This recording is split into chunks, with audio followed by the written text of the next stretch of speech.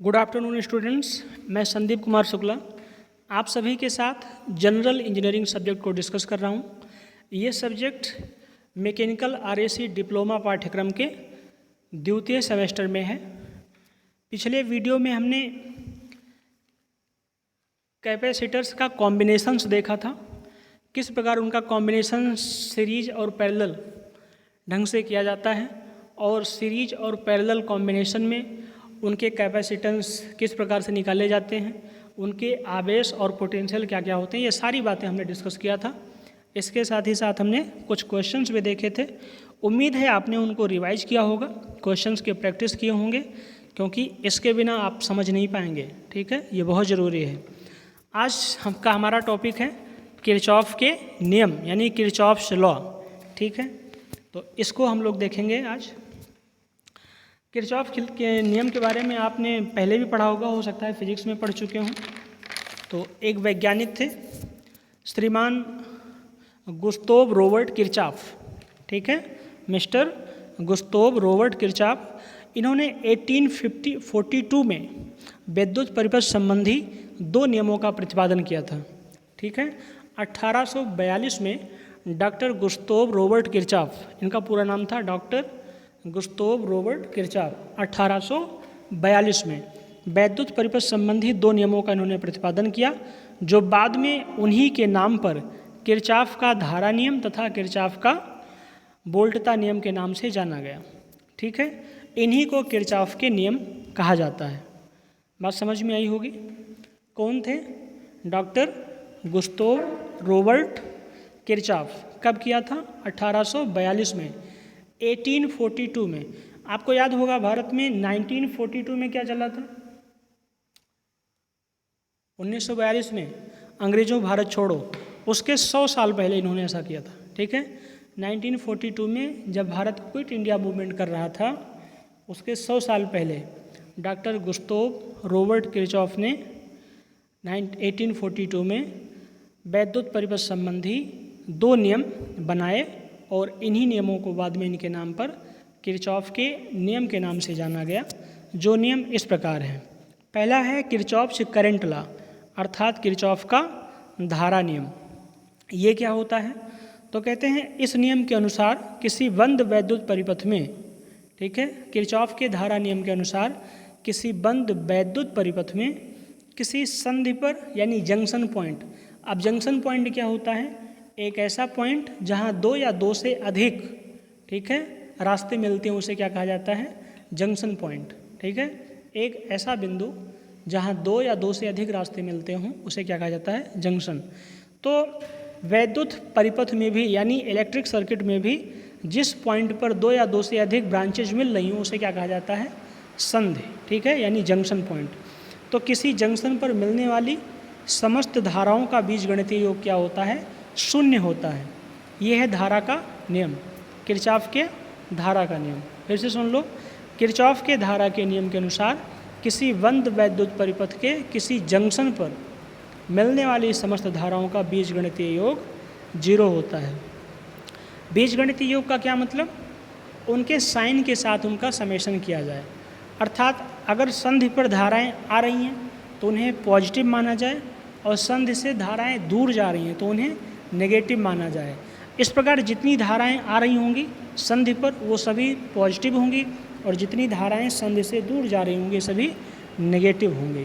ठीक है, और इन सभी का सम क्या कहा जाएगा? उस संधि पर शून्य होगा।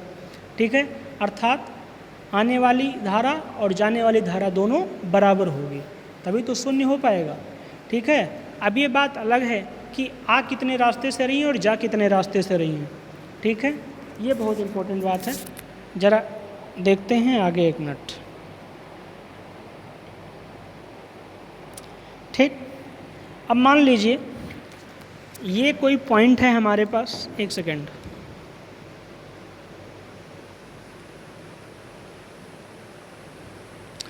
किसी इलेक्ट्रिक सर्किट में हमारे पास कोई जंक्शन पॉइंट है जिसे हमने पी नाम से कह दिया। अब इस पर अलग अलग डायरेक्शन से ब्रांचेज आ रही हैं। ठीक है, मान लीजिए एक ब्रांच हमारी है, जिससे I1 करंट आ रही है, दूसरी ब्रांच है जिससे I2 करंट निकल जा रही है, तीसरी ब्रांच है, इससे भी I3 करंट आ रही है, चौथी ब्रांच से I4 करंट निकल जा रही है, और एक पांचवी ब्रांच से I5 करंट आ रही है।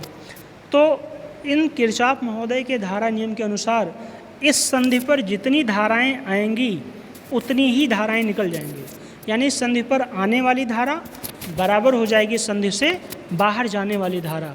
कुछ इस प्रकार समझिए आप, मान लीजिए हमारे पास ये I1 नाम का पाइप है, ये I5 नाम का पाइप है, और ये I3 नाम का पाइप है।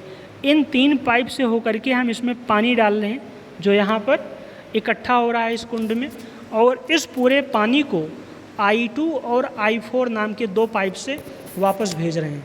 तो अगर हमारा ये जो कुंड है या जो हमारा पोंड है या जो हमारा हौज है, इसमें अगर मान लो मैंने इन तीन पाइपों I1, I5 और I3 के द्वारा 5 लीटर पानी इसमें डाला, और हमने आपसे कहा इस हौज से सारे के सारे पानी को आपको इन दो पाइप के रास्ते से निकाल देना है, I2 और I4 के माध्यम से। तो कितना पानी हमने डाला था I1, I5 और I3 के द्वारा? वो था 5 लीटर। आपसे निकालने को हमने कहा पूरा का पूरा पानी दो पाइपों के द्वारा I2 और I4 के द्वारा। तो कितना पानी निकालोगे भाई? जितना उसमें हौज में था, यानी कि 5 लीटर। तो 5 लीटर हमने डाला और 5 ही लीटर आपने निकाल दिया। ये बात अलग है कि 5 लीटर पानी को हमने 3 पाइपों के द्वारा डाला था, पर आपने उस 5 लीटर पानी को 2 पाइपों से निकाल दिया। तो ये कंफ्यूज नहीं होना है कि आने वाले तो 3 रास्ते से हैं, 3 करंट हैं, जाने वाली 2 करंट हैं, यानी 2 रास्ते हैं, तो बराबर कैसे होगा? तो आपको रास्ते नहीं देखना है, क्वांटिटी देखनी है। जैसे 3 रास्तों से I1, I5 और I3 से कुल मिलाकर हमने 5 लीटर पानी डाला था। इस 5 लीटर पानी को आपने I2 और I4 दो रास्ते से निकाल दिया। अच्छा, ये भी ज़रूरी नहीं है कि दोनों रास्ते से बराबर बराबर पानी आपने निकालना हो सकता है I2 रास्ते से आपने 3 लीटर निकाल दिया हो और I4 से 2 लीटर निकाल दिया हो, या I4 से आपने 4 लीटर निकाल दिया हो, I2 से 1 लीटर निकाला हो। कुछ भी क्वांटिटी हो सकती है, पर निकलेगा कितना? जितना पानी इनलेट हुआ था। ठीक है, यही है किरचॉफ का धारा का नियम। ठीक है, यानी किसी बंद वैद्युत परिपथ के किसी संधि पर मिलने वाली समस्त धाराओं का बीजगणितीय योग क्या होगा? 0 होगा। अर्थात संधि पर आने वाली धारा बराबर होगी संधि पर जाने वाली धारा की। यही बात इसमें लिखा गया है। मान लीजिए कोई जंक्शन पॉइंट P है, इस पर I1 करंट आ रही है, I5 करंट आ रही है और I3 करंट आ रही है। तो जो आने वाली करंट है I1, I5, I3, ये बराबर हो जाएगी जाने वाली करंट के। जाने वाली करंट कौन कौन सी है? I2 और I4। एक बात और मैंने कहा था, इसमें जो साइन कन्वेंशन लेते हैं वो जो आने वाली करंट होती है उसको पॉजिटिव मान लेते हैं और जाने वाली करंट को नेगेटिव मान लेते हैं। तो पॉजिटिव क्या आ जाएगा? +I1 +I5 +I3, और जाने वाली करंट है -I2 -I4, सबको बराबर क्या लिख देंगे? 0। यानी +I1 +I5 +I3 -I2 -I4 बराबर क्या आ जाएगा? 0। जो इस प्रकार हमने आगे देखा है। ये रहा। मान लेते हैं फिगर ए में परिपथ के किसी बिंदु, जो अभी हमने कहा वही सब इसमें लिखा है। P से I1 I2 I3 data I5 धारा लगातार गुजर रही है, तब संधि बिंदु P की ओर आने वाली धाराओं को धनात्मक, यानी जो संधि पर आ रही हैं उनको पॉजिटिव माना जाए तथा संधि से दूर जाने वाली धाराओं को ऋणात्मक माना जाए। तो किरचॉफ के नियम के अनुसार क्या आ जाएगा? आने वाली धारा प्लस जाने वाली धारा, सबका सब मिलाकर क्या हो जाएगा? 0। आने वाली धारा को हमने क्या कहा? पॉजिटिव। I1 आ रही है तो पॉजिटिव, I2 जा रही है तो नेगेटिव, I3 आ रही है तो पॉजिटिव, I4 जा रही है तो नेगेटिव, +I5 आ रही है तो पॉजिटिव। सबको मिला के क्या कर दिया? 0। तो इससे क्या गया? I1 + I3 + I5 बराबर हो जाएगा I2 + I4। यानी इन 3 पाइपों से पाई नहीं आ रहा था, 2 पाइप से पाई नहीं जा रहा है। तो ये नहीं कन्फ्यूजन होना कि यहाँ तो केवल 2 धारा I2 I4 कैसे बराबर हो जाएगी। नहीं, ये मात्रा को दर्शा रही है कि इतना मिलकर के इतना क्वांटिटी डाल रहे हैं, इतना मिलकर इतना क्वांटिटी बाहर कर रहे हैं। यानी P से आने वाली धारा बराबर हो जाएगा P से दूर जाने वाली धारा। ठीक है, तो ये हो जाएगा हमारा। ठीक, नेक्स्ट आगे बढ़ते हैं। इसलिए किरचॉफ के धारा नियम को इस प्रकार भी कहा जा सकता है कि किसी वैद्युत परिपथ में किसी भी संधि पर मिलने वाली धाराओं का योग संधि से दूर जाने वाली धाराओं के योग के बराबर होगा। सिंबॉलिक कन्वेंशन आपको बता ही दिया कि संधि की ओर आने वाली, यानी साइन कन्वेंशन, संधि पर आने वाली सभी धाराओं को पॉजिटिव तथा संधि से दूर जाने वाली सभी धाराओं को ऋणात्मक यानी नेगेटिव माना जाएगा। बात समझ में आ गई होगी, इसमें कोई प्रॉब्लम नहीं होनी चाहिए। वह सभी धाराएं जो जंक्शन की ओर आ रही हैं वो सब क्या मानी जाएंगी? पॉजिटिव यानी धनात्मक, और जो जंक्शन से दूर जा रही हैं वो कैसी मानी जाएंगी? ऋणात्मक। ठीक है, और उपर्युक्त नियम जो है ये किरचॉफ का धारा नियम आवेश संरक्षण के नियम को बताता है। ठीक है, अर्थात किरचॉफ का धारा का नियम आवेश संरक्षण यानी कि चार्ज कंजर्वेशन को व्यक्त करता है। आपसे वाइवा में पूछा जा सकता है कि किरचॉफ का जो धारा संबंधी नियम है यानी किरचॉफ करंट लॉ किस नियम को प्रतिपादित करता है, तो आपको कहना है आवेश कंजर्वेशन यानी आवेश संरक्षण का नियम, चार्ज कंजर्वेशन। ठीक है, कह देंगे आप कि किरचॉफ का धारा का नियम या करंट लॉ ऑफ किरचॉफ आवेश संरक्षण अर्थात चार्ज कंजर्वेशन को व्यक्त करता है। ठीक है, नेक्स्ट देखते हैं। दूसरा नियम है किरचॉफ का वोल्टता का नियम यानी किरचॉफ्स वोल्टेज लॉ। ये भी बहुत इंपॉर्टेंट है। तो इस नियम के अनुसार किरचॉफ ने कहा कि अगर कोई बंद वैद्युत परिपथ है, ठीक है, अगर कोई बंद वैद्युत परिपथ है तो उस बंद वैद्युत परिपथ के अक्रॉस जितने भी पोटेंशियल होंगे, जितने भी वोल्टेज होंगे, उन सब का सम क्या होगा? जीरो होगा। ठीक है, किसी बंद वैद्युत परिपथ में लगे सारे एलिमेंट्स के अक्रॉस जो वोल्टेज होगा उनका सम क्या होगा? शून्य होगा। बात समझ में आ गई होगी, बहुत आसान बात है। अगर कोई क्लोज्ड सर्किट है तो उसमें जितने भी एलिमेंट लगे होंगे, अब एलिमेंट क्या हैं? एलिमेंट आपके पावर सप्लाई हो सकते हैं यानी कि सेल हो सकता है, एमीटर हो सकता है, वोल्ट मीटर हो सकता है, जनरेटर हो सकता है, रजिस्टर हो सकता है यानी रेजिस्टेंस हो सकता है, कैपेसिटेंस हो सकता है, इंडक्टेंस हो सकता है। ये सारे के सारे क्या कहे जाते हैं? सर्किट के एलिमेंट। तो इन सर्किट के एलिमेंट्स के क्रॉस जो वोल्टेज होगा उन सभी का सम क्या होगा? शून्य होगा। ये है किरचॉफ का दूसरा नियम जिसे किरचॉफ्स का लॉ वोल्टेज लॉ कहते हैं यानी किरचॉफ का वोल्टता नियम। बात समझ में आ गई होगी।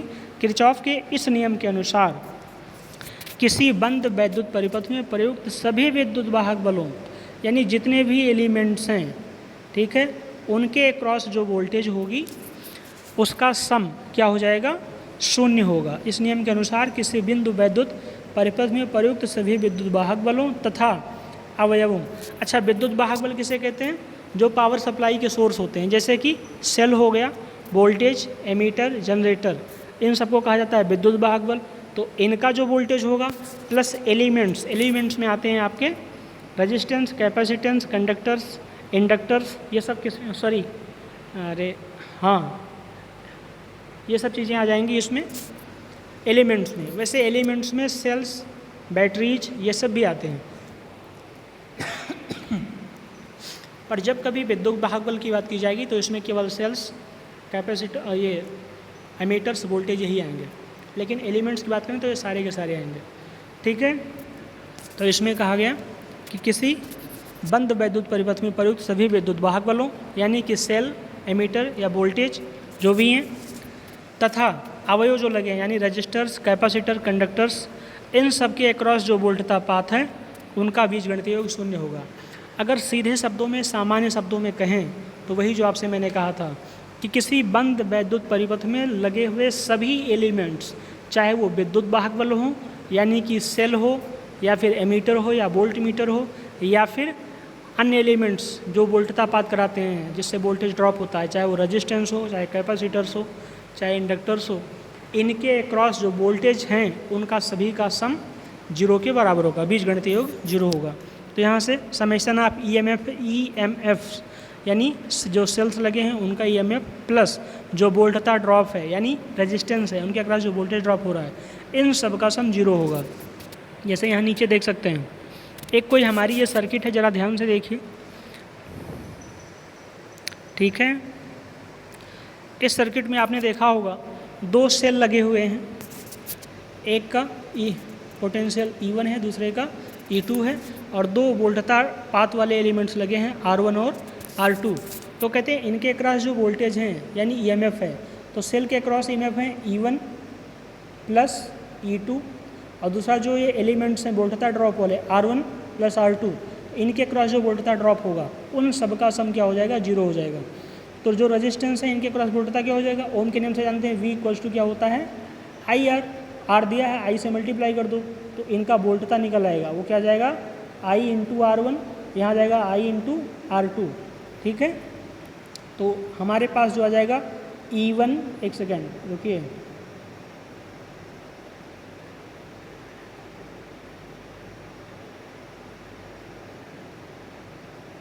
किरचॉफ के द्वितीय नियम के अनुसार E1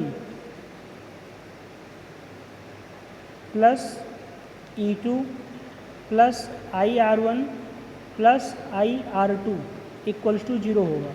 अब इसमें कुछ निगेटिव होंगे, कुछ पॉजिटिव होंगे, जो सब मिला करके क्या करेंगे 0। यही किरचॉफ का दूसरा नियम है। आगे देखते हैं। अब कहते हैं दिए गए चित्र में, ऊपर जो चित्र है एकल श्रेणी परिपथ में E1 तथा E2 क्रमशः प्रथम तथा द्वितीय बैटरी के विद्युत वाहक बल हैं, अभी जो आपसे मैंने कहा E1 E2, और R1 तथा R2 क्रमशः प्रथम तथा द्वितीय अवयवों के ओमीय मान हैं। ठीक है। परिपथ में प्रवाहित धारा का मान I है, कहा गया जो सर्किट है इसमें I करंट फ्लो हो रही है, तब परिपथ में वोल्टता बढ़ने को धनात्मक तथा वोल्टता घटने को ऋणात्मक माना जाए। अर्थात अगर वोल्टेज बढ़ रहा है तो उसे पॉजिटिव कहा जाए और घट रहा है तो नेगेटिव कहा जाए। ठीक है। किरचॉफ के नियमानुसार संपूर्ण वोल्टता का बीजगणितीय योग क्या होना चाहिए? 0 होना चाहिए। ठीक है। तो यहाँ जो हमारे पास आ रहा है E1 plus E1 minus IR1 minus E2 minus IR2 बराबर क्या आ जाएगा 0। तो यहाँ से आएगा E1 माइनस E2 बराबर IR1 प्लस IR2। हालांकि जो किरचॉफ का वोल्टता नियम है, जैसे KVL कहते हैं, किरचॉफ जो वोल्टेज लॉ, इसका जो साइन कन्वेंशन है अभी हम बाद में देखेंगे, तो आपको समझ में आ जाएगा कौन सा पॉजिटिव आएगा कौन सा नेगेटिव आ जाएगा। बिल्कुल भी टेंशन लेने की आवश्यकता नहीं है, बहुत ही क्लियर ढंग से आपको इसे समझा देंगे, सारे के सारे कन्फ्यूजन आपके दूर हो जाएंगे। ठीक है। तो ये हो जाएगा इस प्रकार से विद्युत वाहक बलों का बीजगणितीय योग क्या हो जाएगा? अवयवों के आर पार वोल्टता ड्रॉप के बराबर होगा। यानी जो विद्युत वाहक बल हैं, जैसे सेल्स हो गए, ओम्स, बेल्ट, एमीटर, वोल्ट मीटर, इन सब का जो विद्युत वाहक बल है ये बराबर हो जाएगा किसका? जो एलिमेंट्स हैं जैसे रेजिस्टेंस, कैपेसिटर्स, इंडक्टर्स, इनके अक्रॉस जो वोल्टता ड्रॉप होगा उसके सम के बराबर हो जाएगा। ठीक है। नेक्स्ट देखते हैं। इसलिए किरचॉफ के इस नियम को इस प्रकार भी कहा जा सकता है कि किसी बंद वैद्युत परिपथ में प्रयुक्त वैद्युत स्रोत के वैद्युत वाहक बलों का बीजगणितीय योग। ठीक है। क्या कहा मैंने?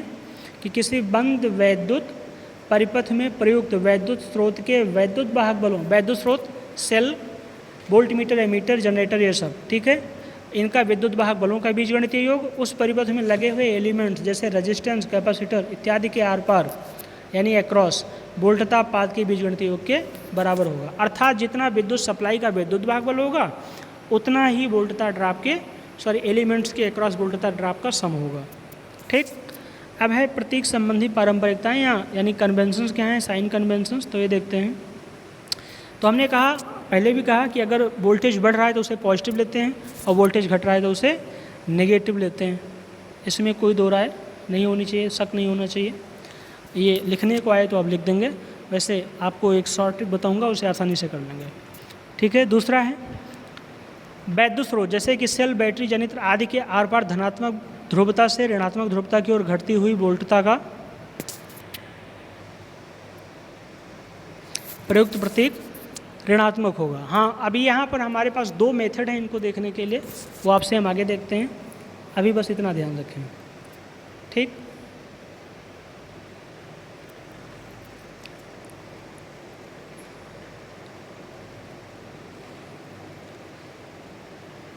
नेक्स्ट है हमारे पास एप्लीकेशंस ऑफ किरचॉफ लॉ। इनका एप्लीकेशन कहाँ करते हैं, ये बहुत ज़रूरी बात है जानना कि जो किरचॉफ लॉ है इसका एप्लीकेशन हम लोग कहाँ कहाँ करेंगे। तो सबसे पहली बात है, किरचॉफ के नियमों का प्रयोग जटिल वैद्युत परिपथों में धारा का मान तथा दिशा ज्ञात करने के लिए होता है। अर्थात अगर कोई कॉम्प्लेक्स इलेक्ट्रिक सर्किट है तो उसमें करंट कितनी फ्लो हो रही है और किस डायरेक्शन में फ्लो हो रही है, इन सब बातों को जानने के लिए हमें किरचॉफ के नियम का प्रयोग करना पड़ता है। और दूसरा, ऐसे परिपथों में जिनका विश्लेषण ओम के नियम के द्वारा नहीं हो पाता। ठीक है। यानी ऐसे सर्किट्स जिनका एनालिसिस यानी करंट का मान, करंट का डायरेक्शन हम ओम के नियम के द्वारा नहीं निकाल पाते, उन सभी के लिए हम किरचॉफ के नियम का प्रयोग करते हैं। अर्थात ऐसे जटिल परिपथ जिनका तुल्य प्रतिरोध ज्ञात करना मुश्किल होता है, यानी जब सर्किट ज़्यादा कॉम्प्लेक्स हो जाती है और उसका हम इक्विवेलेंट रेजिस्टेंस नहीं पता कर पाते, तो उस केस में हम किरचॉफ के नियम को अप्लाई कर देते हैं। ठीक है। ये बात बहुत ध्यान रखना है। तीन बातें पता चली हैं आपको। सबसे पहला, ऐसे सर्किट्स जिसमें हम ओम के नियम को अप्लाई करके इक्विवेलेंट करंट और उसकी डायरेक्शन नहीं बता पा रहे, वहाँ लगा देंगे। दूसरा, यदि सर्किट बहुत ज़्यादा कॉम्प्लिकेटेड हो जा रही है, वेरी कॉम्प्लिकेटेड, और उसमें हम इक्विवेलेंट रेजिस्टेंस निकालने के पक्ष में नहीं है, यानी वो हमारे लिए टाइम टेकिंग समय है, apply Kirchhoff law and find the value of current and its direction. ठीक है, आगे आपसे बात करें तो ज़्यादा कोई इसमें बहुत कॉम्प्लिकेटेड बात नहीं है। हाँ, अभी जो आपसे कहा कि जब कभी समय की कमी हो और हमारे पास सर्किट ज़्यादा कॉम्प्लिकेटेड हो तो वहाँ भी किरचॉफ के नियम को अप्लाई कर दीजिए, आसानी से आपको करंट की वैल्यू, करंट का डायरेक्शन प्राप्त हो जाएगा। नेक्स्ट देखते हैं कमियाँ। भैया अगर इसके इतने फ़ायदे हैं, यानी किरचॉफ के नियम की सहायता से हम कॉम्प्लिकेटेड सर्किट को सॉल्व कर सकते हैं, तो क्या इसमें कोई कमी नहीं होगी? बिल्कुल कमियाँ होंगी। वो देखते हैं कि लिमिटेशंस क्या क्या हैं। तो पहली बात कि किरचॉफ के नियम के साथ साथ ओम के नियम का प्रयोग भी आवश्यक होता है। पहली लिमिटेशन तो ये कि केवल किरचॉफ के नियम की सहायता से हम इस प्रॉब्लम को सॉल्व नहीं कर सकते, यानी किरचॉफ के नियम के साथ साथ हमें ओम के नियम का भी प्रयोग आवश्यक है। दूसरा, इसमें परिकलन यानी कैलकुलेशंस बढ़ जाती हैं। ठीक है, पहला तो यही है कि किरचॉफ के नियम के साथ साथ ओम के नियम को भी अप्लाई करना पड़ता है। दूसरा, इनमें कैलकुलेशन यानी कि गणनाएँ ज़्यादा हो जाती हैं, जिससे समय अधिक लगता है। तीसरा, कई बार जटिल परिपथों को सॉल्व करते समय कई सारे इक्वेशंस ऐसी बन जाती हैं जिनको हल करने के लिए हमें हायर मैथमेटिक्स के ज्ञान की आवश्यकता पड़ जाती है। तो इसके हमें मुख्यतः 3 कमी नज़र आती है। पहला तो ये कि इसमें सॉल्व करते समय हमें ओम के नियम की भी आवश्यकता पड़ती है। दूसरा, इस किरचॉफ नियम की सहायता से परिपथ को सॉल्व करने में कैलकुलेशन ज़्यादा करना पड़ता है, तो टाइम ज़्यादा लगता है। और तीसरा, कई बार ऐसे कॉम्प्लेक्स समीकरण बन जाते हैं, इक्वेशंस बन जाते हैं करंट के टर्म में, जिनको सॉल्व करने के लिए हमें हायर मैथमेटिक्स की मदद लेनी पड़ती है। ठीक है, और एक और कमी जिस नज़र आती है वो ये है कि किरचॉफ के नियमों को वोल्टता यानी V, वोल्टता पात यानी IR, विद्युत वाहक बल E तथा धारा I ज्ञात करने के लिए बंद परिपथ में ही प्रयोग किया जा सकता है। ठीक है, यानी किरचॉफ के नियम को अप्लाई करने के लिए क्लोज्ड सर्किट का होना आवश्यक है। बिना क्लोज सर्किट के लिए हम इसे सॉल्व नहीं कर पाएंगे। ठीक, तो ये सारी इसके लिमिटेशंस रहीं। 4 बातें आपको ध्यान रखना है। पहला लिमिटेशंस क्या है किरचॉफ के नियम का, कि किरचॉफ के नियम के साथ साथ ओम के नियम को भी अप्लाई करना पड़ता है। दूसरा, किरचॉफ के नियम में कैलकुलेशन ज़्यादा होती है जिससे समय ज़्यादा लगता है। तीसरा, किरचॉफ के नियम के द्वारा इक्वेशंस को सॉल्व करते समय कई बार कॉम्प्लेक्स इक्वेशंस बन जाती हैं जिनको सॉल्व करने के लिए हायर मैथमेटिक्स की आवश्यकता पड़ जाती है।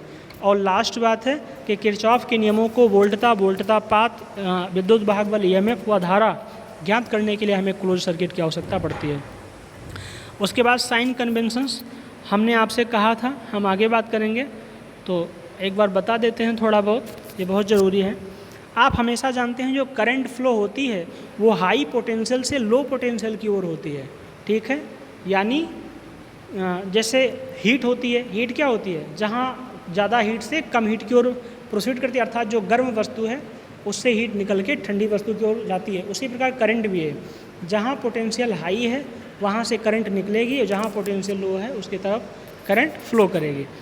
तो अब मान लो हमारे पास रेजिस्टेंस है, ठीक है, और आपको ऐसा सिस्टम दिख रहा है कि ऐसा कोई रेजिस्टेंस है जिसका 2 एंड है, एंड A एंड B, और कोई करंट एंड A से B की तरफ जा रही है। तो भी मैंने आपसे क्या कहा कि जो हमारी करंट है वो हाई पोटेंशियल से लोअर पोटेंशियल की ओर फ्लो करेगी। ठीक है, तो ऐसे केस में जो एंड A होगा इसका पोटेंशियल ज़्यादा होगा और करंट जा कर के R के साथ वोल्टतापात करेगी और फाइनल पॉइंट B पर पहुंच जाएगी। तो जो B पर हमारा पोटेंशियल होगा वो क्या होगा, पोटेंशियल जो B पर होगा वो A पर पोटेंशियल माइनस जो वोल्टतापात हुआ उसके बराबर होगा। कुछ इस प्रकार समझिए, मान लीजिए हमने किसी स्टूडेंट को 100 रुपये दिए, ठीक है, और रास्ते में एक समोसे की दुकान पड़ रही है, ठीक है, वो लड़का उसी रास्ते से होकर जा रहा है जहाँ समोसे की दुकान पड़ रही है।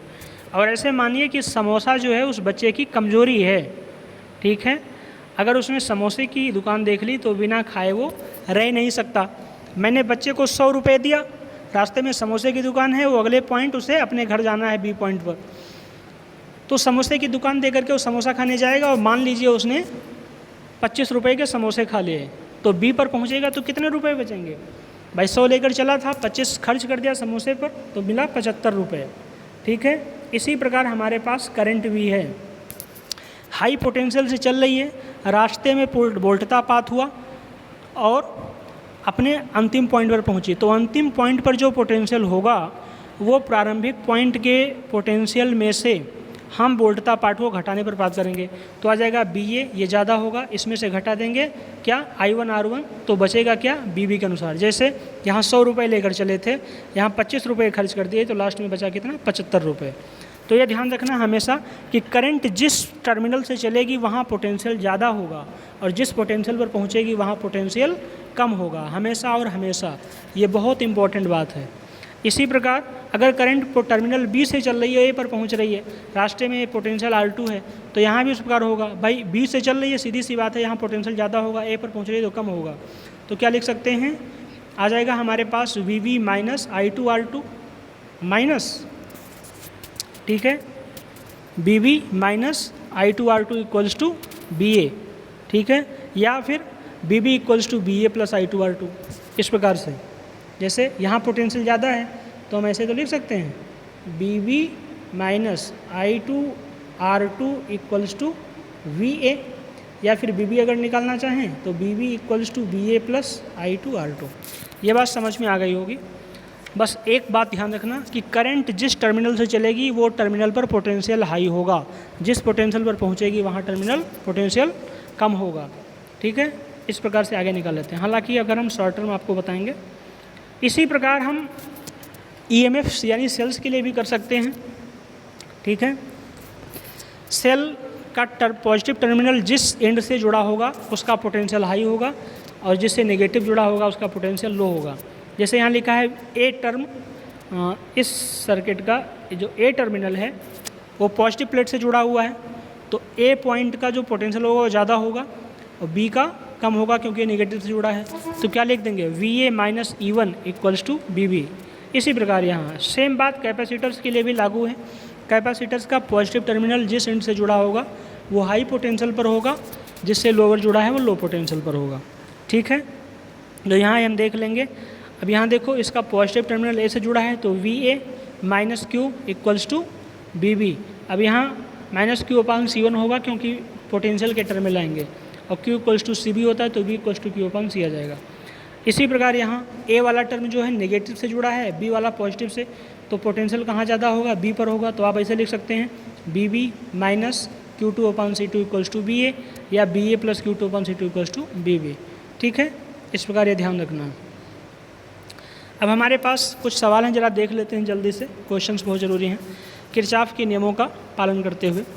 अब इसमें लिखा गया, किरचॉफ के नियमों को प्रयोग में लाते हुए निम्नलिखित चित्र में विद्युत परिपथ में समस्त प्रतिरोधों में प्रवाहित धारा का मान ज्ञात कीजिए। यानी एक हमारी कोई सर्किट दी हुई है, उसमें कई सारे रजिस्टेंस लगे हैं, तो उन रजिस्टेंस में प्रवाहित होने वाली करंट की हमें वैल्यू निकालना है। ठीक है, अब ज़रा ध्यान से देखो, इस सर्किट को सॉल्व करने के लिए हमारे पास क्या करना है, दो तरीके हैं, दो मेथड से सॉल्व करते हैं। सबसे पहले साइन कन्वेंशन की बात करेंगे हम। अगर इस सिस्टम को देखें तो एक पूरा दो लूप हैं। इसमें लूप क्या होता है, एक ऐसा क्लोज्ड परिपथ जिसके थ्रू करंट बह लेती है, उसे क्या कह देते हैं, लूप कह लेते हैं। ठीक है, उसे क्या कहा जाता है, लूप। तो एक लूप तो हमारा हो गया ABEF, दूसरा लूप हो गया BCDE, और एक बड़ा सा लूप हो गया ACDF। तो कई सारे लूप बन जा रहे हैं। ठीक है, किसी सर्किट में कई सारे लूप बन सकते हैं, लेकिन जो सबसे स्मॉलेस्ट लूप होता है, जिसमें और कोई छोटा लूप नहीं होता, उसे मेश कह दिया जाता है। हालांकि हम जब दूसरे चैप्टर में आएंगे तब उस पर बात करेंगे। अभी हम सिर्फ इसमें किरचॉफ लॉ अप्लाई करने जा रहे हैं। ये देखते हैं कैसे अप्लाई करते हैं। ठीक है, ये बहुत ज़रूरी बात है, इसे ध्यान रखना आप। अब इस सर्किट को सॉल्व करने के लिए हमारे पास दो तरीके हैं, दो मेथड से सॉल्व कर सकते हैं। पहला तो ये कि इसमें देखते हैं कितने एलिमेंट लगे हैं पहले लूप में। ठीक है, एक लूप है हमारा ABEF, तो इस लूप में हमारे तीन एलिमेंट हैं। एक तो ये पोटेंशियल लगा है, दूसरा है रेजिस्टेंस, तीसरा है रेजिस्टेंस। अब एक बात ध्यान रखना है, अगर किसी बैटरी में हम नेगेटिव से इंटर कर रहे हैं और पॉजिटिव पे निकल रहे हैं, नेगेटिव से इंटर कर रहे हैं और पॉजिटिव पर निकल रहे हैं, तो बैटरी को नेगेटिव ले रहे हैं, तो बाकी जितने एलिमेंट हैं सबको क्या ले लेंगे, पॉजिटिव ले लेंगे। ठीक है, यानी बैटरी में हम नेगेटिव टर्मिनल से एंट्री करें और पॉजिटिव टर्म में निकल जाएं। ठीक है, नेगेटिव टर्म से एंट्री करें और पॉजिटिव टर्म पर निकल जाएं। ठीक है, फिर से सुन लो, अगर हम बैटरी के नेगेटिव टर्मिनल से एंट्री कर रहे हैं और पॉजिटिव टर्मिनल से निकल जा रहे हैं, ठीक है, तो फिर हम बैटरी को अगर नेगेटिव मान लेते हैं, अगर पॉजिटिव मान लेते हैं, तो बाकी सारे एलिमेंट्स को क्या मानना पड़ेगा, नेगेटिव मान लेना पड़ेगा। और दूसरा तरीका ये है कि हम बैटरी के जिस एंड से इंटर कर रहे हैं, ठीक है, वही बैटरी को मान लिया जाए, तो बाकी सारे एलिमेंट्स को क्या मान लिया जाएगा, पॉजिटिव मान लिया जाएगा। अब जैसे हमारा यहाँ ये टर्म है, ध्यान से देखें, ये सेल लगा है और इस सेल में हम नेगेटिव से एंटर कर रहे हैं, पॉजिटिव पर निकल रहे हैं, तो हमने इस सेल को पॉजिटिव मान लिया। अब जब हमने इस सेल को पॉजिटिव मान लिया तो हमारे जो एलिमेंट्स हैं, ये दोनों रेजिस्टेंस, इनको हम क्या मानेंगे, पॉजिटिव मान लेंगे। ठीक है, ये बात, एक मेथड तो ये हो गया। और दूसरा मेथड ये कहता है कि जिस बैटरी के जिस एंड से हम इंटर कर रहे हैं वही साइन बैटरी को दे दिया जाए। तो हम नेगेटिव टर्म से इंटर कर रहे हैं तो इसे हम नेगेटिव साइन दे दें, तो बाकी जो हमारे ये साइंस हो जाएंगे, क्या हो जाएंगे, नेगेटिव हो जाएंगे, अपोजिट हो जाएंगे। ये ध्यान रखना है। ठीक है, अब यहाँ पहला हम नेगेटिव से इंटर कर रहे हैं पर मान क्या रहे हैं, पॉजिटिव, तो ये बैटरी हो जाएगी 12 ही है तो +12। उसके बाद हमने कहा था हमने नेगेटिव से इंटर किया था पर माना क्या, पॉजिटिव, तो बाकी सारे एलिमेंट्स को नेगेटिव मान लेंगे। यहाँ से करंट I1 चला है तो 2 × I1। अच्छा, इस शाखा में देखो, यहाँ एक सेकंड रुकिए ज़रा,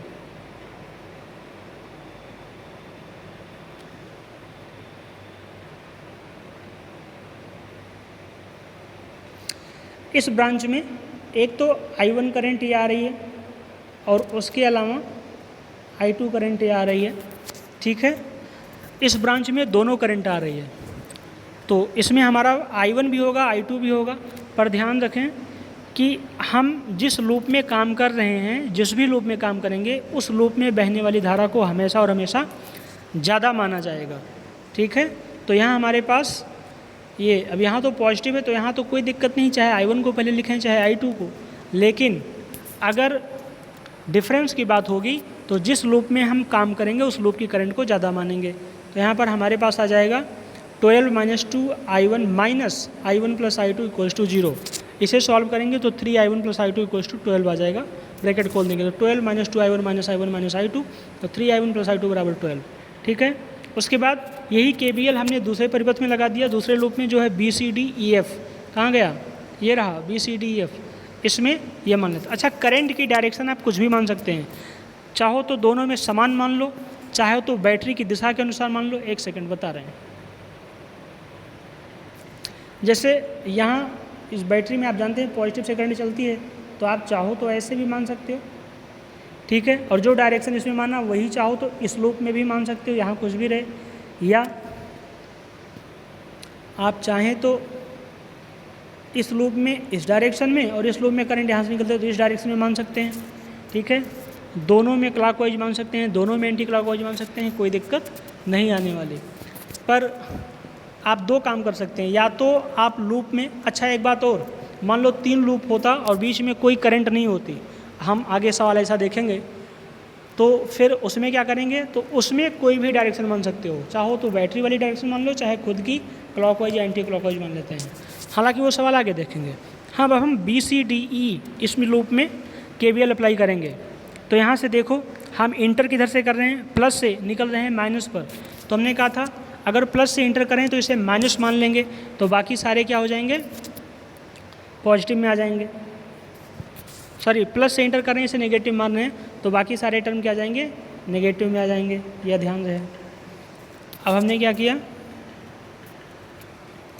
वहाँ की वैल्यू क्या है, -6, इन सबको प्लस कर दिया तो ये चीज़ें आ जाएगी, I1 = 6 माइनस इतना, तो 3 × 6 - 4I2 + I2 बराबर इतना, ये चीज़ें आ जाएंगी एम्पियर में। यहाँ से I1 I2 की वैल्यू आ गई है। एक बात और, एक क्वेश्चन हम और करेंगे इसमें, जिसमें हम उसे अच्छे से और क्लियर करेंगे, जिसमें डायरेक्शन, करंट की डायरेक्शन और करंट फ्लो कैसे करेंगे वो हम साथ में क्वेश्चन सॉल्व करते हुए एक ब्लैंक पेज में। अभी तो फ़िलहाल हमारे पास ये अवेलेबल नहीं है, जस्ट थ्योरी कवर कर लेते हैं। जो हमारा अगला वीडियो होगा उसमें एक क्वेश्चन इसके डायरेक्शन को क्लियर करते हुए बहुत आसानी से स्टेप बाय स्टेप में आपसे बात करेंगे, वहाँ से ज़्यादा क्लियरिटी आएगी। पहले आज हम ये इसका जो हमारे पास थ्योरी वाला पोर्शन है ये जल्दी से फिनिश करते हैं, ठीक है। तो नेक्स्ट है हमारे पास इस यूनिट का ही लास्ट टॉपिक है स्टार डेल्टा कन्वर्जन, बहुत इम्पॉर्टेंट है, ध्यान रहे इस बात को। तो इसका उपयोग कब करते हैं, तो जब कभी हमारी कोई सर्किट बहुत ज़्यादा डिफ़िकल्ट हो जाए, ठीक है। क्या हो जाए, जब कोई सर्किट बहुत ज़्यादा डिफ़िकल्ट हो जाए और उस सर्किट का इक्विवेलेंट रेजिस्टेंस निकाल पाना पॉसिबल ना हो, ठीक है। जब कोई जटिल परिपथ का तुल्य प्रतिरोध निकालते समय दो या दो से ज़्यादा प्रतिरोध इस प्रकार जुड़े हों कि वे ना तो सीरीज में हो ना ही पैरेलल हो, तब ऐसी स्थिति में क्या करते हैं, हम स्टार डेल्टा कन्वर्जन का सहारा ले लेते हैं, ठीक है। जब किसी जटिल परिपथ का तुल्य प्रतिरोध निकालते समय हमें दो या दो से अधिक प्रतिरोध इस प्रकार जुड़े दिखाई पड़े कि वह ना तो श्रेणी में हों और ना ही समांतर में हों, तब ऐसी स्थिति के लिए हम स्टार डेल्टा कन्वर्जन का उपयोग करते हैं, ठीक है। कुछ नीचे इस प्रकार से ये स्टार के सिंबल्स हैं, जहाँ 3 प्रतिरोध जुड़े हैं, इनका प्रतिरोध RA, RB, RC इस प्रकार भी जुड़ सकते हैं, इस प्रकार भी और इस प्रकार से। ये सारे समायोजन स्टार समायोजन कहे जाएंगे। नीचे आपको हम डेल्टा समायोजन दिखा देते हैं। तीनों प्रतिरोधों को इस प्रकार जोड़ें तो ये डेल्टा संयोजन कहा जाएगा। या तो ट्रायंगल के फॉर्म में हो तो डेल्टा कहा जाएगा, या एक डोम के फॉर्म में हो तो भी ये डेल्टा में ही कहे जाएंगे, ठीक है। अब कहते हैं इस नियम की सहायता से स्टार संयोजन को डेल्टा संयोजन में और डेल्टा संयोजन को स्टार संयोजन में बहुत आसानी से बदला जा सकता है। अर्थात इस प्रकार के संयोजन में एक टाइप का आपका संयोजन दिख रहा होगा, या तो तीनों प्रतिरोध या दो से अधिक प्रतिरोध स्टार में होंगे, उनको हम डेल्टा में बदल लेंगे, या फिर वो डेल्टा में होंगे, उनको स्टार में बदल लेंगे। और ऐसा करते हुए जो इलेक्ट्रिक सर्किट है इसकी प्रॉपर्टीज़ पर कोई इफेक्ट नहीं पड़ता है। या ध्यान रखना, अगर किसी सर्किट में स्टार कन्वर्जन को डेल्टा में और डेल्टा को स्टार में बदलते हैं तो सर्किट की प्रॉपर्टीज़ पर कोई इफेक्ट पड़ने वाला नहीं है। अब स्टार डेल्टा ट्रांसफॉर्मेशन करते हैं, यानी स्टार कन्वर्जन को स्टार कॉम्बिनेशन को डेल्टा कॉम्बिनेशन में कैसे बदलते हैं देखते हैं। तो मान लिया हमारे पास कोई 3 प्रतिरोध हैं,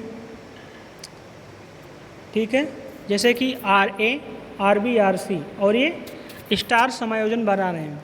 इससे हमें अगर डेल्टा में कन्वर्ट करना है तो हमने इस प्रकार कर दिया, AB के बीच में RAB हो गया, BC के बीच में RBC और AC के बीच में RAC।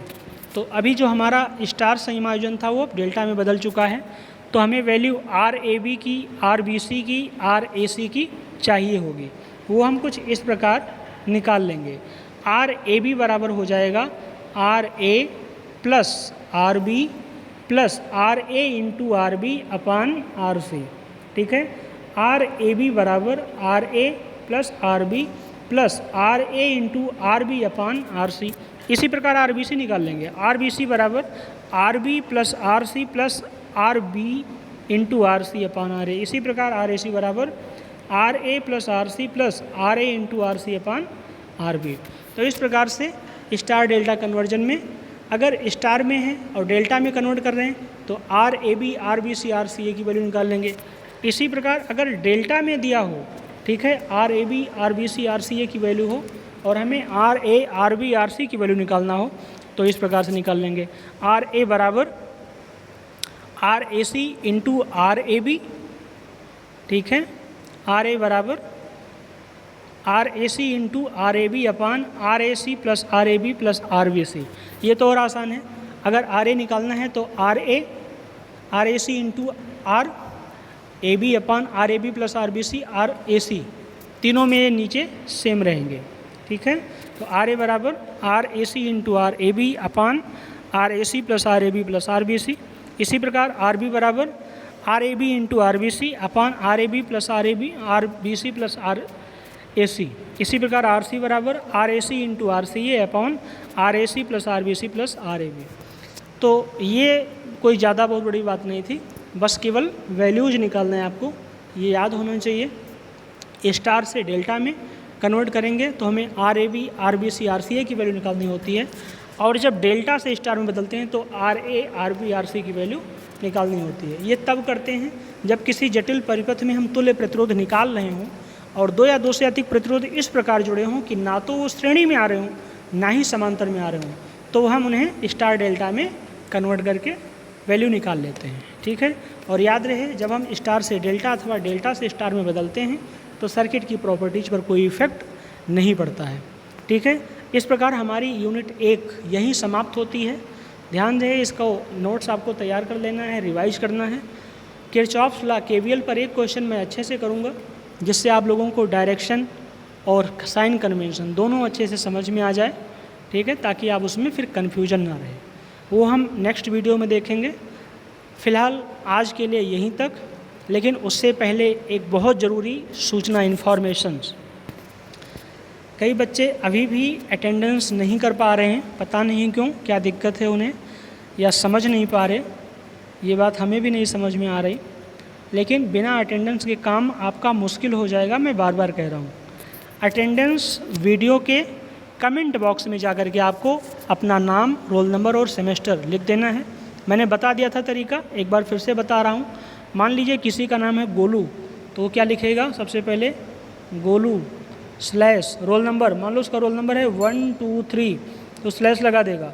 सेमेस्टर कौन सा चल रहा है आपका, सेकेंड सेम, और MERAC। इस प्रकार से आपको अपनी अटेंडेंस दे देनी है।